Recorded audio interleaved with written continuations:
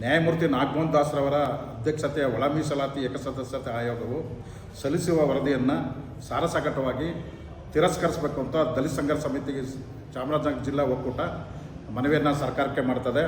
ಯಾಕೆಂದರೆ ಈ ಸಮಿತಿ ರಚನೆ ಒಳ ಮೀಸಲಾತಿ ಸಮಿತಿ ರಚನೆ ಆದ ದಿನದಿಂದಲೂ ಹಲವಾರು ಅಧ್ವಾನಗಳನ್ನೇ ಅದು ರೂಪಿಸ್ಕೊಂಡ್ಬಂದಿದೆ.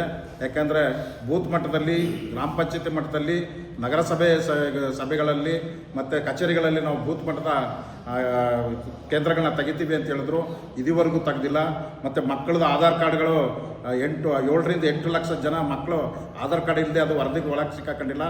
ಮತ್ತು ಏನು ಈಗ ವಲಯ ಸಮುದಾಯದ ಜೊತೆ ಇರತಕ್ಕಂಥ ಜಾತಿಗಳನ್ನ ವಿಂಗಡಣೆ ಮಾಡಿ ಸಪ್ರೇಟ್ ಮಾಡಿ ನಮ್ಮ ಸಂಖ್ಯೆನ ಕಡಿಮೆಗೊಳಿಸಿದ್ದಾರೆ.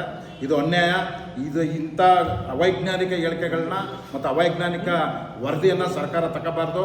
ಇದು ತಗೊಳ್ಳೋದ್ರಿಂದ ನಾವು ನಿಮಗೇನು ಸರ್ಕಾರಕ್ಕೆ ಆ ಕಾಲದಿಂದ ನಿಮಗೆ ನಿಮ್ಮ ಬೆಂಬಲವಾಗಿ ನಿಂತ್ಕೊಂಡು ನಿಮ್ಮ ಸರ್ಕಾರ ರಚನೆಗೆ ನಾವೆಲ್ಲ ಕಾರಣಭೂತರಾಗಿದ್ದವೋ ಅದು ನಾವು ಇನ್ನು ಅವೈಜ್ಞಾನಿಕವಾಗಿ ನೀವು ಏನು ನಮ್ಮನ್ನು ಟ್ರೀಟ್ ಮಾಡಿದ್ರೆ ನಾವು ವೈಜ್ಞಾನಿಕವಾಗಿ ನಿಮ್ಮನ್ನು ಟ್ರೀಟ್ ಮಾಡೋಂಥ ನಾವು ತಂದ್ಕೋಬೇಕಾಗತ್ತೆ. ಆದ್ದರಿಂದ ಸರ್ಕಾರ ಕೂಡಲೇ ಎಚ್ಚೆತ್ಕೊಂಡು ಈ ಸಮಿತಿಯ ವರದಿಯನ್ನು ರದ್ದುಗೊಳಿಸಬೇಕು.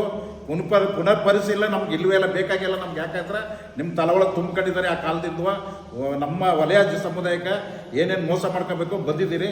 ಅದರಿಂದ ನಾವು ನಿಮ್ಮನ್ನು ಒಪ್ಪಕ್ಕೆ ಸಾಧ್ಯವಿಲ್ಲ. ಈ ಸಮಿತಿ ಸಂಪೂರ್ಣವಾಗಿ ವಜಾ ಆಗಬೇಕು ಅಂತ ಈ ಕೂಡಲೇ ಆಗ್ರಹಿಸ್ತೇನೆ.